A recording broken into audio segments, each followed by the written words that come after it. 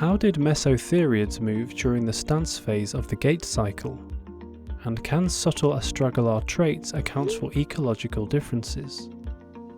The astragalus receives and transmits forces at the ankle during the stance phase, helping to set foot posture and load paths.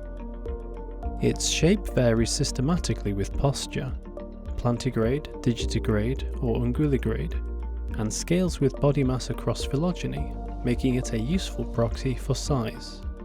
Because it co-varies with multiple biological factors, such as posture, mass, speed and locomotor habit, the astragalus provides an effective base for morphofunctional inference. Size-free osteological variables of the astragalus, such as the linear length, articular area and head trochlear angle, were measured.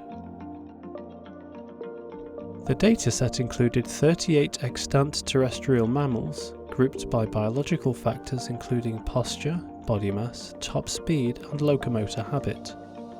2 mesotheriids were also analysed, the Caraguatypotherium munozi astragalus and Trachytherus spegazzinianus, based on images published by Shockey, Croft and Anaya.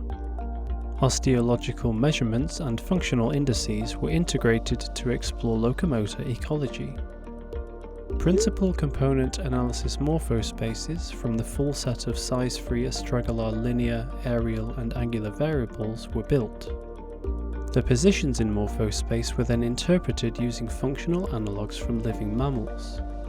The total angular excursion describes the angular displacement of a limb segment about the shoulder or hip over a stride, and the angular efficiency index relates this displacement to mechanical efficiency during the stance phase.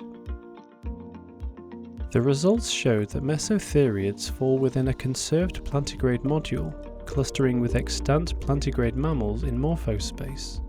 Their positions suggest potential for functional divergence within this framework.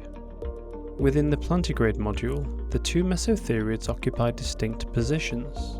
Caraguatypotherium munozi aligns with a transitional terrestrial scansorial tendency, whereas Trachytherus spegazzinianus aligns with a terrestrial semifossorial stability-biased condition. These differences are consistent with nuanced morphological adjustments rather than major shifts in joint function. This is the first quantitative stance phase estimation for Mesotheriids, linking astragalar shape with locomotor performance. Minor modifications supported ecological disparity within a shared plantigrade framework. The results are estimations tied to the stance phase context that have been interpreted through modern analogues, and as such, they should always be evaluated within this framework. This research contributes to scientific understanding in this field and to Chile's paleobiological heritage, underscoring the value of curated collections and responsible research.